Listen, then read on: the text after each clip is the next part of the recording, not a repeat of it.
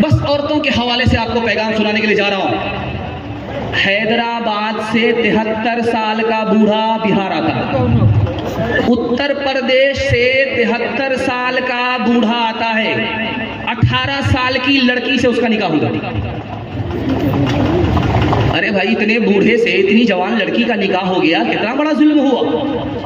ये माँ बाप कैसे हैं? उस माँ बाप से ज्यादा गुनहगार ये समाज है। इसने निकाह को तिजारत बना दिया। ये कोल्हिया बिरादरी है, इतनी चालाक बिरादरी है ये। बेटी की शादी यहीं करती है। जहां बेटा इनका कामयाब हुआ, सीधे अपनी बिरादरी से निकल करके शेख बिरादरी में चली जाती है। चूंकि बेटे से कमाना, बेटी की शादी करेंगे, उसके लिए यहां लड़का मिल जाता है अपनी बिरादरी में। लेकिन बेटा कामयाब हो गया तो अब अपनी बिरादरी में लड़की नहीं मिलती है। ये घोटाला है। अल्लाह इस कौम की हिफाजत फरमाए।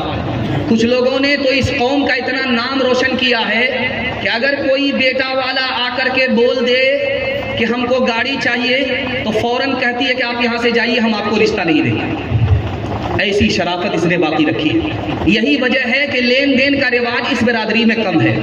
लेकिन कुछ भूमिहार लोग, होशियार लोग, चोर दरवाजे से इधर से उधर चले जाते। अल्लाह इस बिरादरी को सलामत रखे। इसने अपनी दीनदारी का, शराफत का भरपूर सबूत दिया। अभी बेटा के नाम पर लाखों कमाया जा रहा है, लेकिन इस बिरादरी ने 99% ये सबूत दिया है कि नहीं भाई, निकाह सुन्नत है, सादगी से करना है, तिजारत नहीं बनी। अब मैं आपको बताने के लिए जा रहा हूँ, 73 साल का बूढ़ा 18 साल की लड़की से निकाह कर रहा है। समाज ने निकाह को इतना महंगा कर दिया कि लड़की, जवान लड़की, बूढ़े बाप के सर पर बोझ है। वो अपने सर का बोझ हल्का करने के लिए इसको नहीं देखता कि जवान बेटी का हाथ बूढ़े के हाथ में जा रहा है। जहां वो गुनहगार है, उससे बड़ा ये समाज गुनहगार है।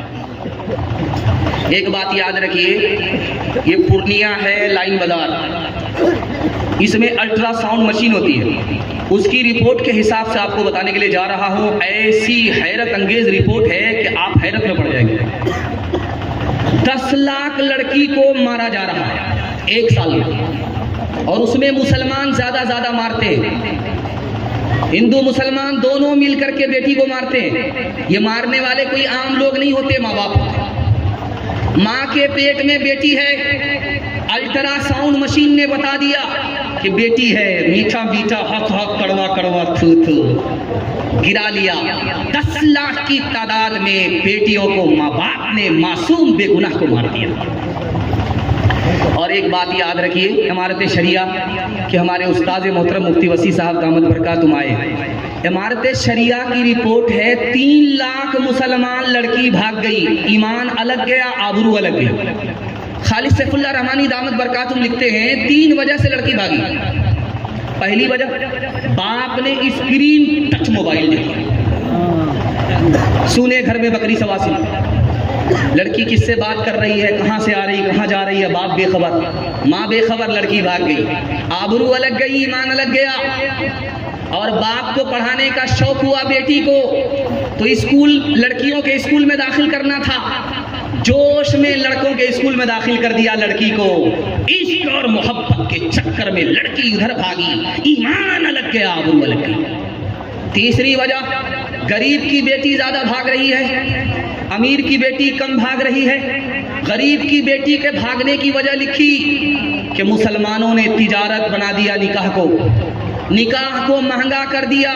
गरीब की बेटी भाग गई, आबरू अलग गई, ईमान अलग गए, समाज भी गुनहगार है। ठीक बारात जाने से 1 दिन पहले लड़का फोन करता है लड़की को, तुम्हारे बाप की औकात है 4 चक्का देने की? बारात कल जाने वाली है। लड़का लड़की को फोन करके कह रहा है कि तुम्हारे बाप की औकात है 4 चक्का देने की। तो लड़की भी तुर्की बतुर्की जवाब देने वाली थी। उसने कहा मेरे बाप की तो इतनी औकात है कि हवाई जहाज दे सकता है, लेकिन तुम ये बताओ कि तुम्हारे बाप की औकात है एयरपोर्ट बनाने की?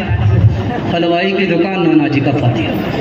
ओ दुनिया वालों छोड़ दो आदत जहेज की, अच्छी नहीं ये रीत रिवायत जहेज की। ओ दुनिया वालों छोड़ दो आदत जहेज की, अच्छी नहीं ये रीत रिवायत जहेज की।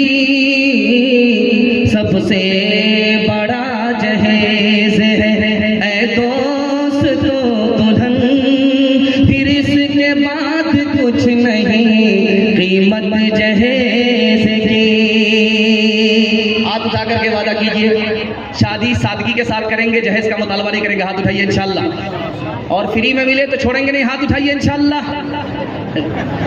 औरतों के हवाले से आखिरी पैगाम सुना रहा हूँ, अपने हिस्से के जलसे को मुकम्मल कर रहा हूँ। अल्लाह आपको जज़ाए खैर दे। आप इस तरह सुनने ऐसा लग रहा है कि अभी जलसा शुरू हो रहा है। अल्लाह इस मोहब्बत को सलामत रखे, हमारे सुनाने को आपके सुनने को बेहद कबूल फरमाए। ध्यान से सुनिएगा। बेटी का नाम फातिमा है। अल्लाह के रसूल के पास आए, कहा या रसूल अल्लाह आपने मेरा निकाह अली से कर दिया, अली की तो आँख कमज़ोर है।